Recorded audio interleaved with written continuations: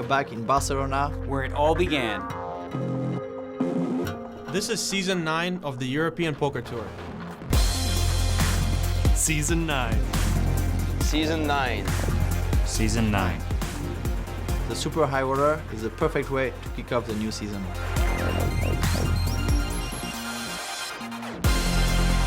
One of the toughest fields in the world.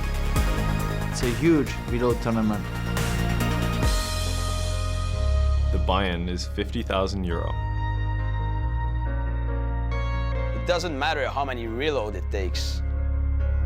Huge prize pool. This is the one I want to win. This is the one I want to win. This is the one to win. This is what it's all about.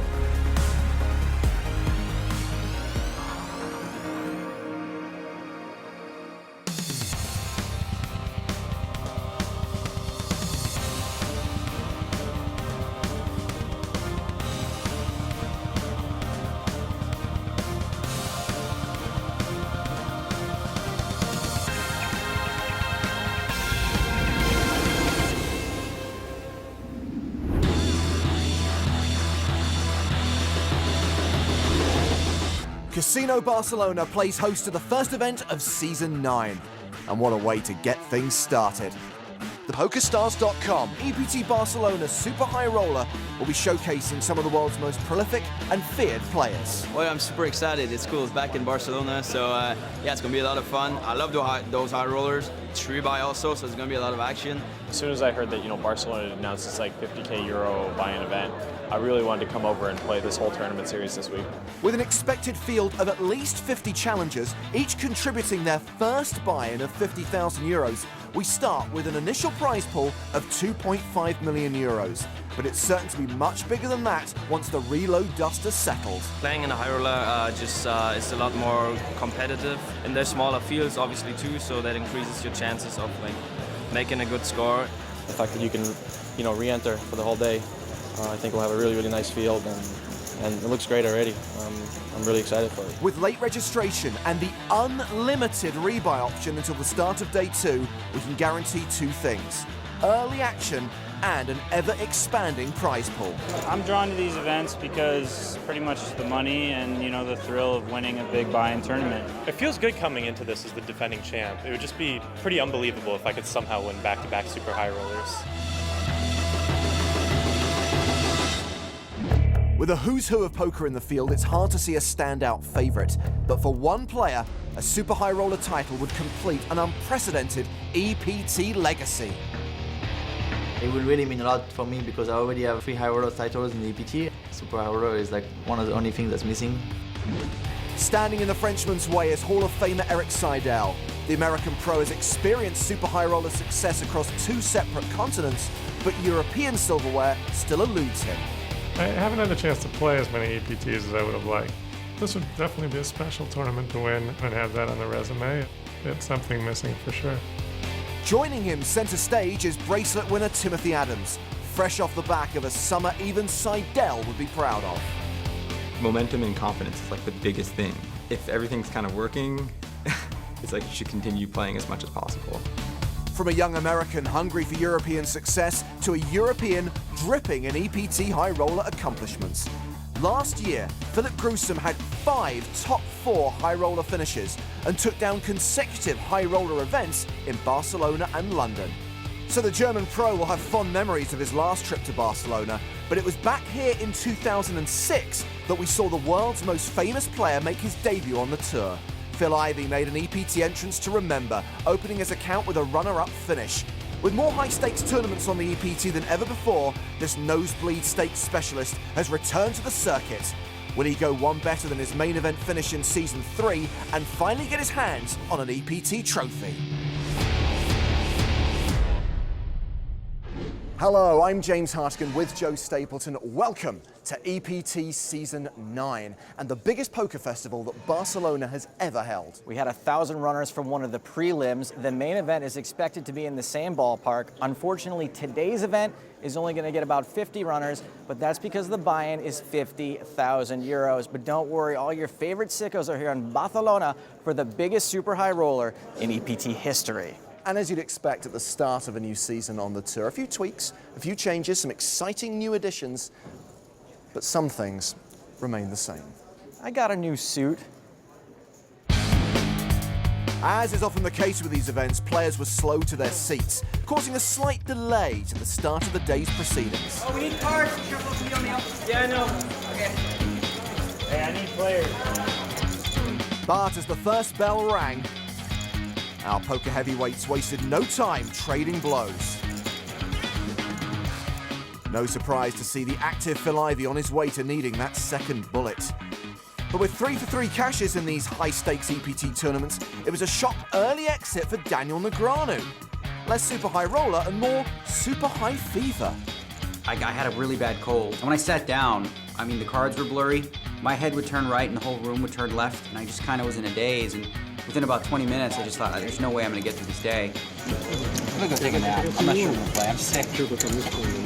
I gambled in a spot, which I normally wouldn't have. And then I decided that if I felt better the next day, you know, I could do a rebuy, but I need to go to bed. The Canadian pro off to get some much-needed bed rest.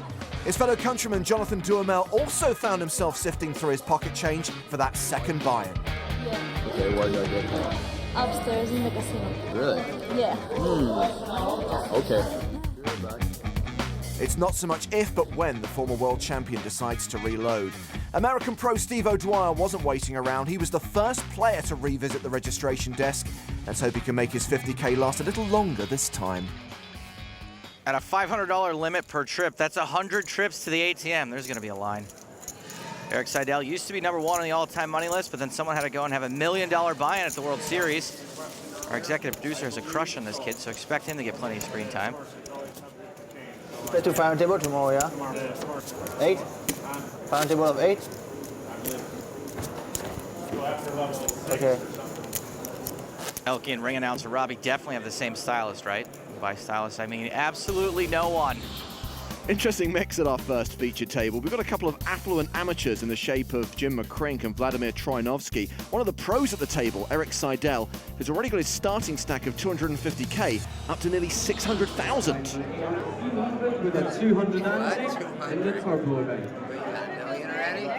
Dan Shack and ElkY have both got way more than $1 million under their mattresses. I snuck in here. ElkY and Jason Mercier have seats at our secondary feature table. When he says he snuck in, he means we absolutely begged him to play at the TV table, and we bribed him with a banana. Blinds at 1,200, 2,400 with a 300 ante. Action folded to Erik Seidel. Has queens under the gun +1. It's a raise to 5,200. This is Marc Ladouceur, part of the Montreal poker community that also features Jonathan Duhamel. Ladouceur, a French word meaning the douceur. Kidding, it means sweetness, probably a maple syrup thing. He calls with ace-jack in position on the button. Just calling for the button, totally fine, even though Erik's got twice his chips. They are both super deep. The flop is ace-queen-4. Top pair for Ladouceur, a set for Seidel. This is such a bad flop for Ladouceur. It might as well be starring Eddie Murphy. Seidel continues for 6,000. Barring a miraculous minus EV Soul Read, the Duke's best move here is to just call. He does just call. See your chips. Thanks. Turn is an 8. Seidel going for value. 12,000 this time. Now again, we know the Canadian's in trouble, but typically his best move here would still be to just call. And he does. The river is an inconsequential 7. Absolutely no reason for Seidel to not keep firing. 52,100 in the middle, and he bets 20,000 on the river. I know Seidel knows Eddie money because this is 2 tickets to value dice. This could really go either way. Ladouceur calls. Seidel shows his set of queens. He got maximum value from that one. Really tough to fold that to a guy who's likely to play pretty aggressively and bluffy in that spot. Erik Seidel got 1, 2, 3 streets of value. We're heading over to our secondary feature table. ElkY with aces, Rafaela Jerby with 2 pair on the turn. Ivy shoves. And Jerby will call. He looks like a Jerby. And ElkY will need to see an ace 5 or 3 on the river. But it's a 4, so we lose ElkY for now. He can, of course, reload. How much, what are these chips here? 1,000? Yeah, I think, yeah, you got So what happens now? I get up and go to the cage and rebuy again? You rebuy now, or How do you rebuy now? What? I can rebuy and stay at this table? I know why he wants to stay at this table. yeah, you got it. There are two reasons why Phil will want to stay at this table, and they are Raphael and Jerby.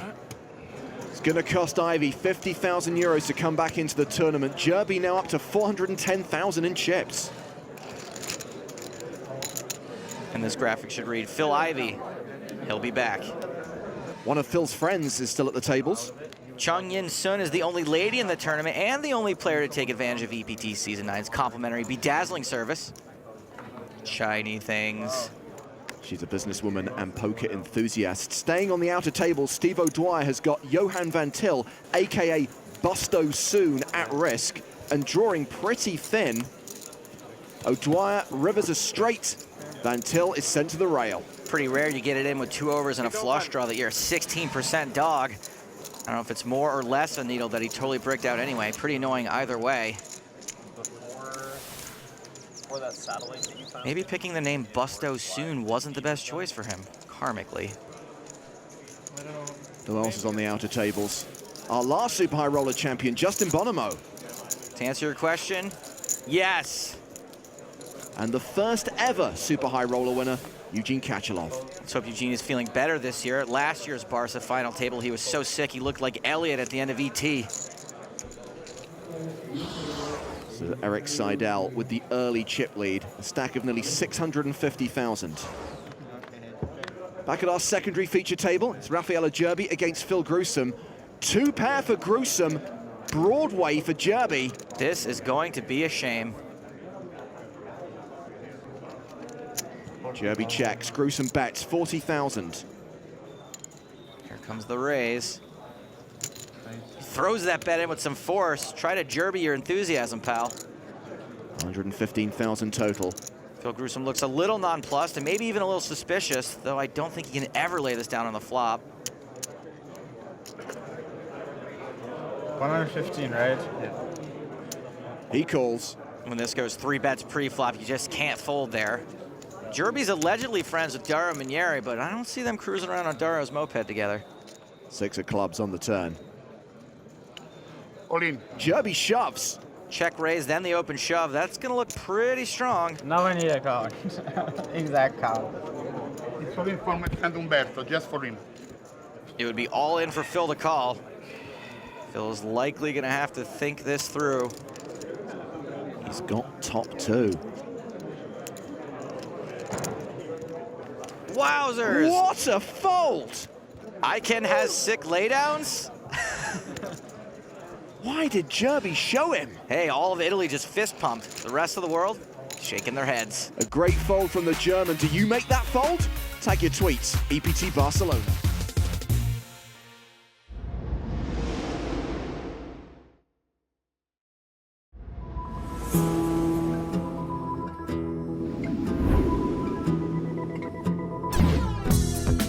The Catalan capital is no stranger to staging sporting events of the highest caliber. 1992 saw Olympians from across the globe converge on Barcelona with golden glory in their sights.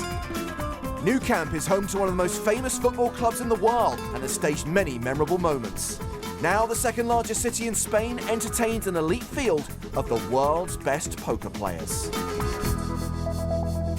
Bertrand ElkY Gros-Pellier has won almost all there is to win in the world of poker, but one title still eludes him. Could the PokerStars EPT Barcelona Super High Roller be where he finally completes his European Poker Tour Triple Crown?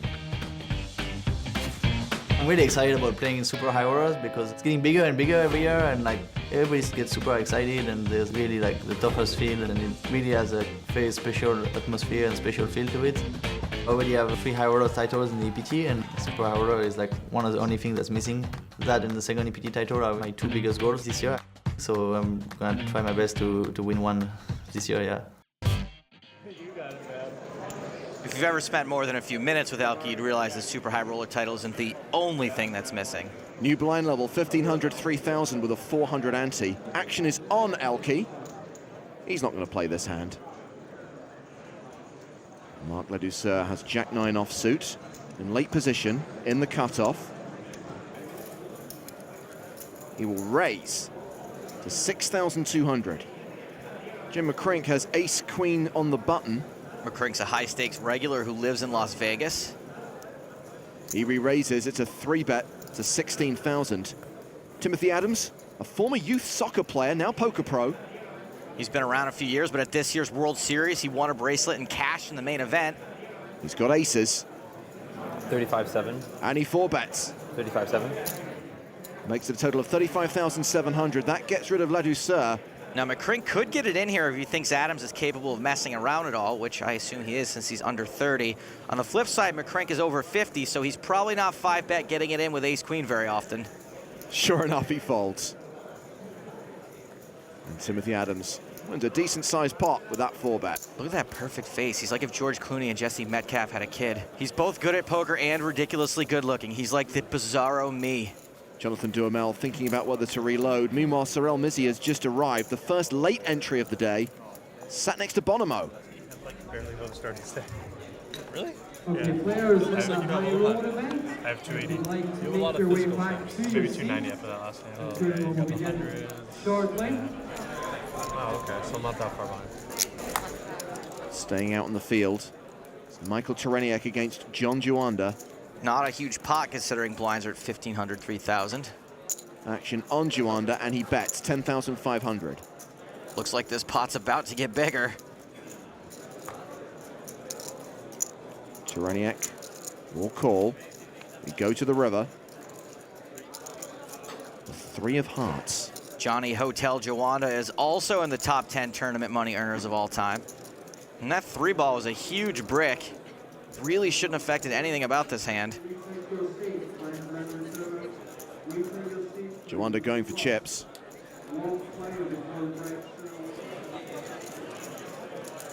It's a bet of 40,000. His last bet was pretty normal, but this is an over bet. Tereniak folds. Bet like that has almost never emerged type of hand. It's almost always a polarizer, either a big bluff or a very strong hand he's hoping gets called. After raking in that pot, Juanda's up to nearly 700,000. He's the new tournament chip leader. Tereniak down to 120,000. James, I think the blinds are up. Well observed, Joe Stapleton. Back at the feature table, action is on Timothy Adams. Under the gun +1, he's raising with ace-10 off suit. Makes it 8,500. James, you mentioned as a kid in Canada, Tim played soccer at the highest levels. I imagine kicking a ball has got to be extremely difficult when you're wearing ice skates.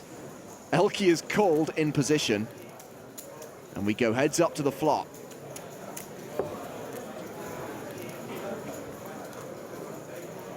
And that flop is Jack 9-7. ElkY's pair of 4s are still good. Neither one hits this flop, though. It's not really the kind of hand ElkY can get a ton of value from. Adams continues for 10,000 and ElkY calls. Another 7 on the turn. Check. This is a good turn card for ElkY. If Timothy missed the flop, he's still got bupkis, which he does. 22. Adams checks and ElkY bets 22,000. This is an excellent bet. It gets a fold from Adams. A lot of players are going to check call 4s to the river, content with a cheap showdown, but there are very few river cards that aren't terrible for you.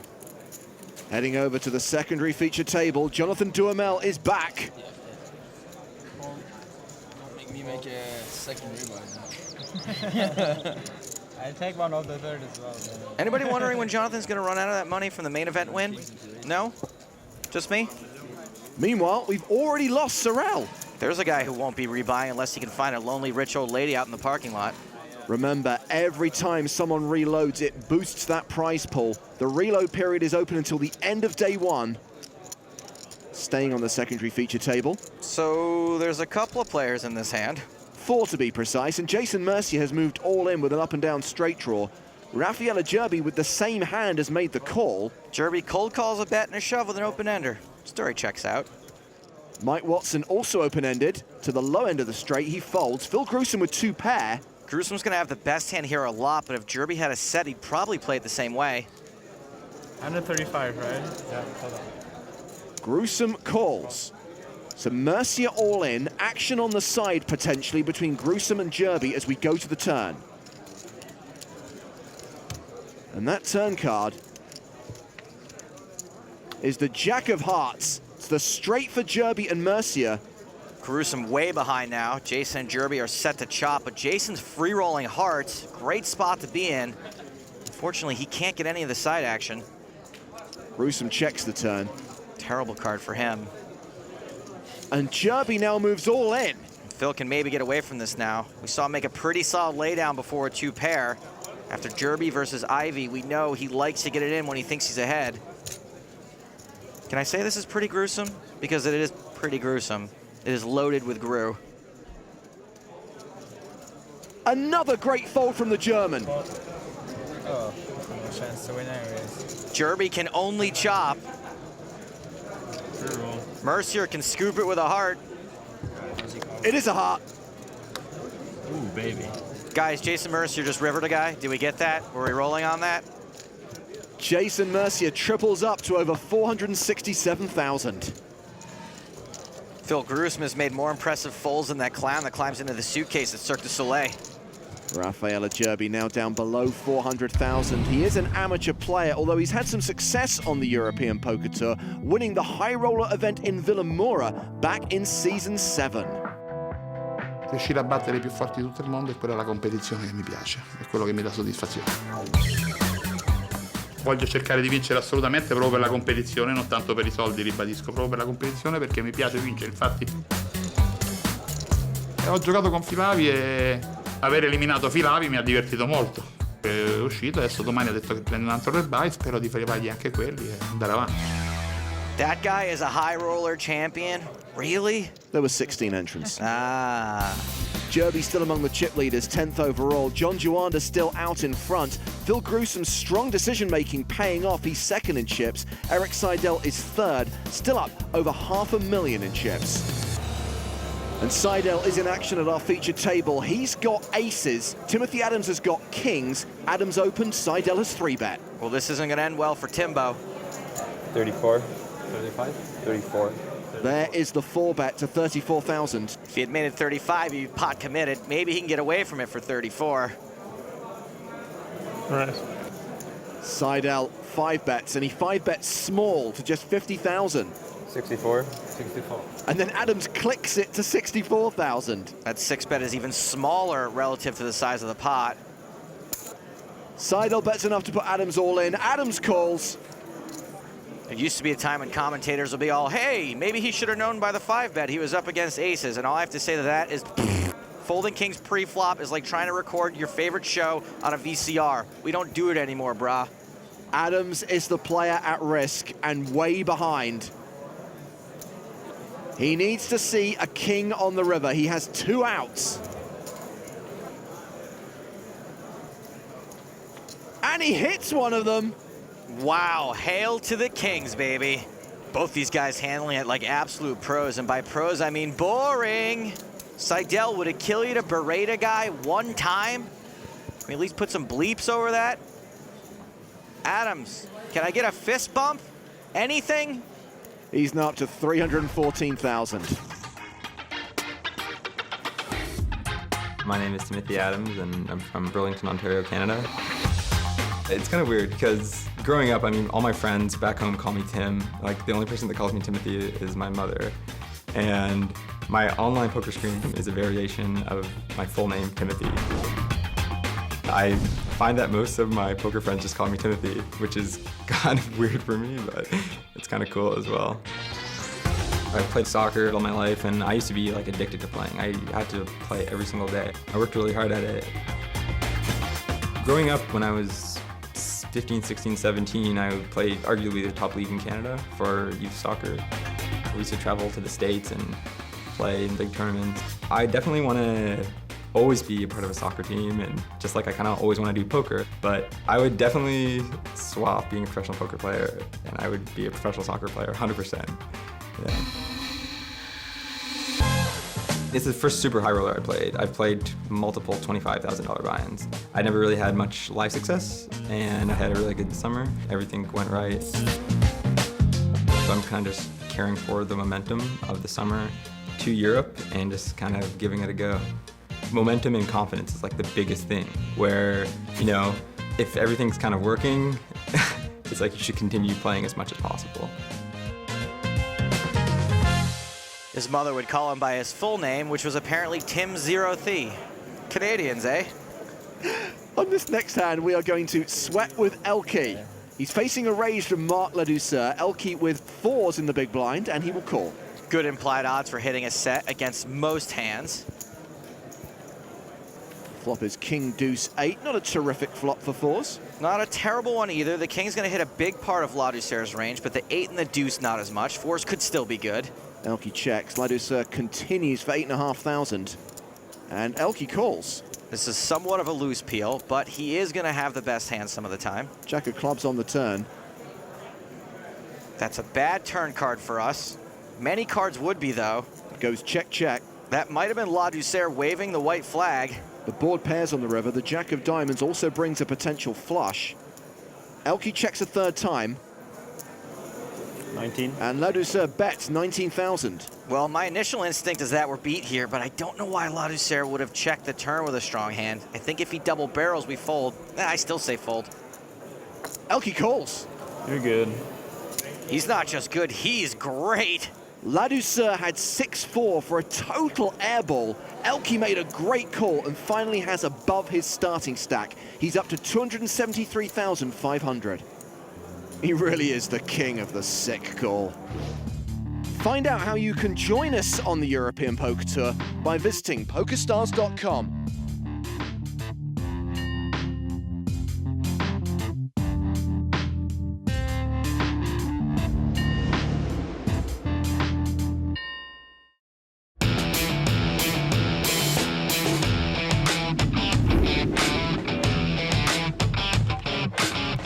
This is the first event of a packed poker festival here at the first leg of Season 9 of the PokerStars.com European Poker Tour. There have been many additions to the new season, one of which is the new High Roller of the Year award. This honour will go to the EPT player who racks up the most EPT points in events with a buy-in of 10k or more. One of the main inspirations for this new award was an outstanding Season 8 from big money specialist Phil Gruesome. The German pro won 2 events, made 5 final tables and banked more than 1.4 million euros. That kind of performance may never be repeated, but whoever gets closest will take down a coveted EPT award at the end of Season 9. Not only is Phil Gruesome a great player and a high roller, but he also has a lot of fun at the table. Don't believe me? Take a whiff of what's in that mug. Well, Jonathan Duhamel's pre-flop raise was called by Phil Gruesome in position. Duhamel continues for 15,000. He's got top pair. Gruesome also with top pair and with a better kicker. Jonathan's dominated and working on his second bullet here. Gruesome calls. We go to the turn. Which is the ace of hearts. Both turn gut shot draws, but neither one's got a heart. And now neither one's got top pair. Duhamel now checks, and Gruesome checks behind. The river is a jack. Gruesome now with Broadway. He's finally got a hand he's not going to have to fold. Duhamel checks. Neither one of these guys should be too worried about the flush getting there in the turn. 55,500 in the middle. Gruesome looking to take Jonathan out to breakfast at IHOV, the International House of Value. 25,000 is the bet. I don't know, Jonathan might not be too hungry with this holding though. Bets for little less than half the pot. He should be able to get away from, nope. He calls. No, when I got the flop, you were like really like you looked like, oh, yeah. Gruesome Stack's done some yo-yoing today. He's back up to 377,000. We're going to head back to our feature table where the action's on Vladimir Troinovsky. He folds. Timothy Adams also passes. Ace-King for Erik Seidel. And it's a raise to 9,000. Talal Shikirchi and ElkY both muck, as does Ziv Bakar. Marc Ladouceur has pocket queens. Ladies and gentlemen, start your engines. There is the all-in from Ladouceur. The yawn call. Seidel puts the Canadian at risk.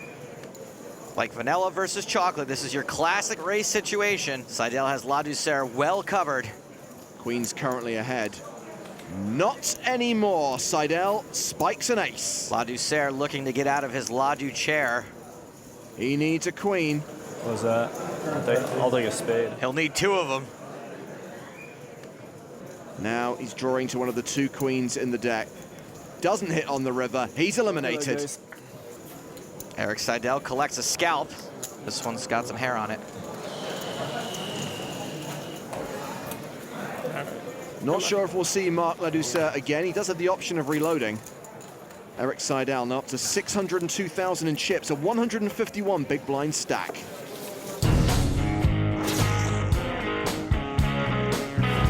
For me, the most exciting events are always the Super High Rollers. It's not like one of these events that has 1,000 people in it. I like the competition against the toughest players in the world. It's an entirely different skill set. It is funny. You see kids in line and you don't know whether they're like somebody's child who's here in Barcelona visiting or they're, a top player, but generally they're a top player.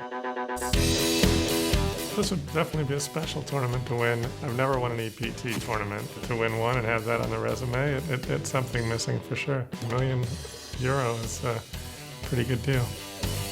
When you make a living doing this, you really can't throw your money away when you make money. I don't tend to spend a lot when I win.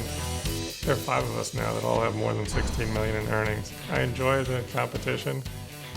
Obviously you're competing against guys like Phil Ivey, an incredible player.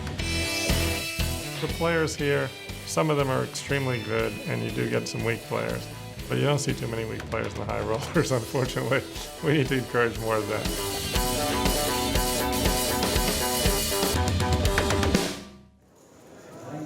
Well, if Erik Seidel is blowing any of that 16 million anywhere, it's definitely not on close. Oh, come on, that t-shirt cost at least $4. Action has been folded around to Vladimir Troyanovsky. He mucks. Timothy Adams with kings again. Hail to the kings, baby. 9,000. 9. Raises from the button. Talal Shikirchi in the big blind will defend. Now, even though we know Talal's in bad shape, this is a fine defend against a nearly min button raise. Adams flops top set. Shikirchi pairs his 5. He checks to the razor. Unfortunately for Shikirchi, that pair of 5s means he's probably going to be around for at least one more street. Adams bets 12,000. Shikirchi quickly calls. Usually if you make trips for 2 pair, you're golden, but here, nope. He does improve to 2 pair. This is very bad. Checks a second time. I think Shikirchi's best move here is check, raise, fold to a 3-bet. Adams makes it 30,000 on the turn. Shikirchi does not raise, he just calls. The queen on the river changes nothing. Shikirchi is losing to a few reasonable hands now. Obviously check calling in this exact spot is good, but in general I think check call in general is too weak with this hand. He has checked a 3rd time. Adams going for value, 78,000. Extracting value like it's the thigh fat of a Miami Beach housewife. I think if Talal check raise folded the turn in general, he'd lose about the same as he's going to lose now, but the times when he's ahead, he's probably going to win more. The asset fund manager does pay off Timothy Adams. Bring it on down to Valueville. Adams adds 134K to his stack. Kings are working out well for you today. Yeah. Now we know what to watch out for. Yeah. It's easy when you make hands. It's easier when they make really good but still not better than yours hands. Over to the secondary feature table where we could be racing again. Vadim Kurcevic has just 4-bet Jonathan Duhamel. I think Jonathan might be sleeping with his eyes open. Honestly, he's probably just not thrilled to the prospect of maybe racing for his second 50,000 euros. But it's like doubling down on 11. You pretty much have to. He moves all in. Kurcevic calls. Gulp. And Duhamel is flipping for his 2nd tournament life. He looks thrilled. So far, so good for the queens. That club in the door wasn't looking so good, but there was only one, luckily. Oh, king on the turn. Also not good. Duhamel eliminated again. Poor Jonathan. That was fun, everybody. Oh, Jonathan. Oh, yeah. Okay, 3rd bullet, I'm in, yeah? Yeah, maybe. He does have the option of reloading again. Kurtovic, meantime, up to nearly 400,000 in chips. I don't care how much money Jonathan's won. He's lost 100,000 today, which is enough Canadian quarters to jam every laundry and vending machine on the planet. As Duhamel considers whether to invest another 50k in this tournament, we can see Vadim Kurtovic has worked his way onto the leaderboard. He's 10th overall. The old school dominates. Out in front, Erik Seidel and John Juanda. Justin Bonomo is currently 5th in chips, going for back-to-back Super High Roller titles. Involved in a hand against the man he beat in Monaco, Tobias Reinkemeyer. Looks like this pot was 3-bet pre-flop. My guess is by Tobias. Reinkemeyer bets 30,000, Bonomo calls. Second king on board. And Reinkemeyer bets again, another 30,000. Same bet again. Justin calls again. The river brings the ace of clubs. A paired board, 3 to a flush, potential straight. Tobias is undeterred. All in for 71,500. The flop was super dry. It's possible both these guys have only got one pair of hands.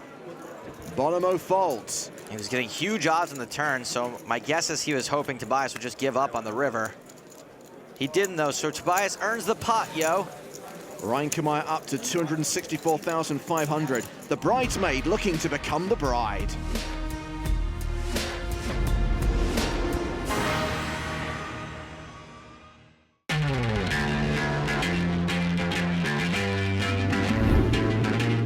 Welcome back to Barcelona and the PokerStars.com European Poker Tour.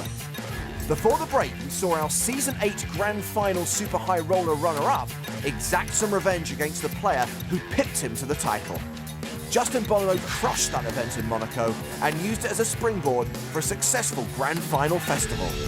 The money from Monte Carlo has been great, but honestly, just the accomplishment of playing 3 tournaments, finishing 1st and 4th in the high rollers and going deep in the main, that was just an unbelievable streak, and I would love to be able to continue that. Earlier in Season 8, Swedish sensation Victor Isildur 1 Blom became our second ever 100k champion. But it was the year before that the blue-eyed boy Eugene Kachalov took down the inaugural EPT Super High Roller, beating Daniel Negreanu to the title and kicking off an amazing 12 months on tour. Well, there he is, the blue-eyed boy. You know, he was almost on the Ukrainian version of The Bachelor, which would have been the first time in history someone escaped from a country and then went on later to be its bachelor. Welcome to Uninteresting Facts, courtesy of EPT Barcelona. It is a fact nonetheless. Back at our feature table, blinds currently 2,500, 5,000 with a 500 ante. Erik Seidel with ace-king, and folded to him in the cutoff. He raises to 11,000. Talal Shakurchi, considering playing 7-4 suited, he calls from the button. Now, Shakurchi doesn't have to call there with a suited 2-gapper, but if he wants to, I guess it's fine. King 7 suited for Ziv Bakar.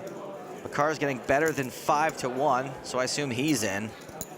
The Israeli pro will call, and we go 3-way to the flop.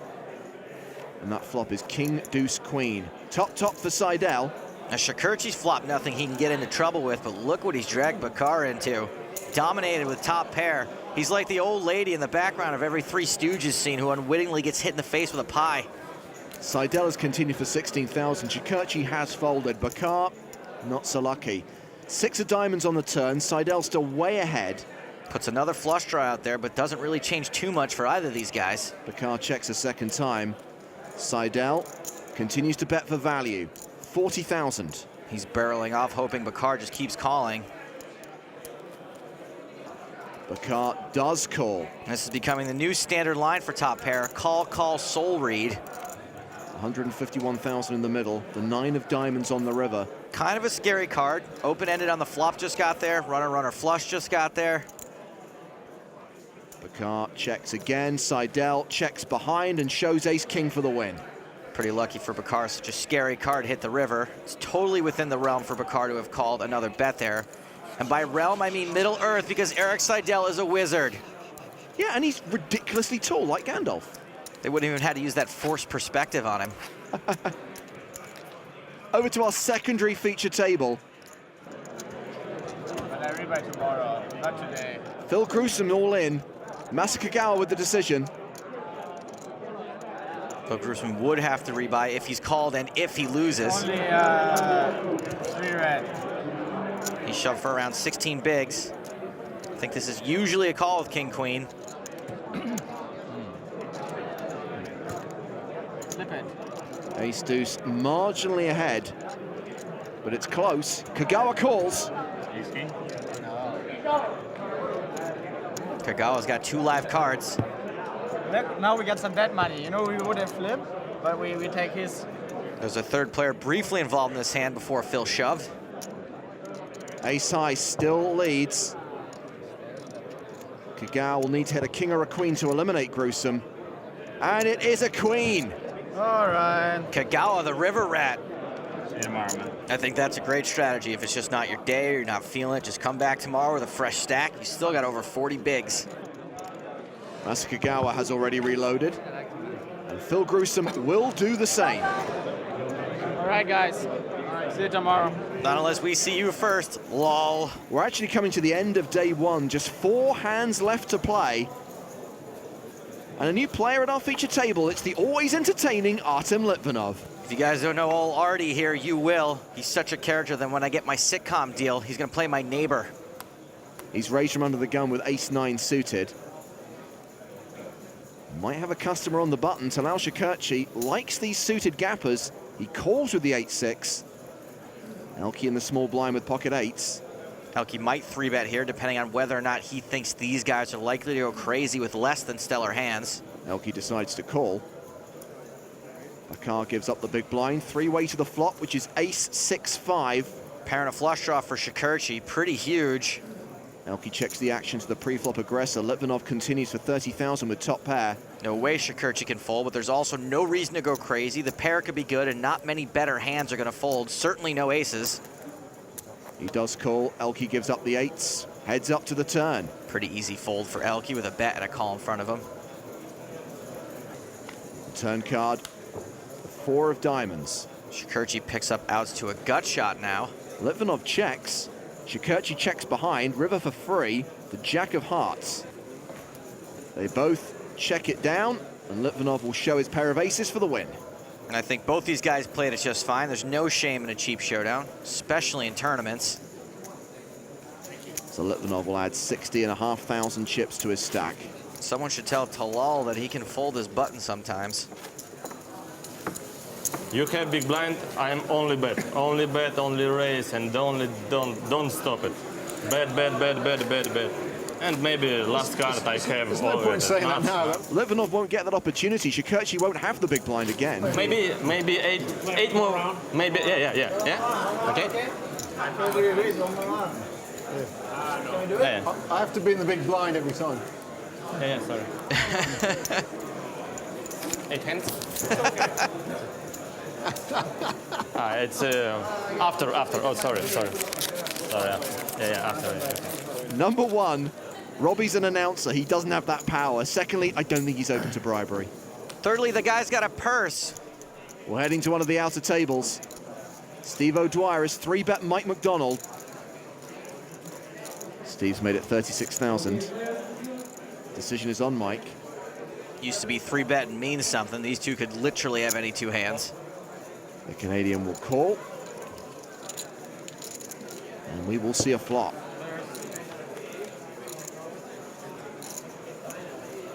That flop is 10-9-9 with 2 spades.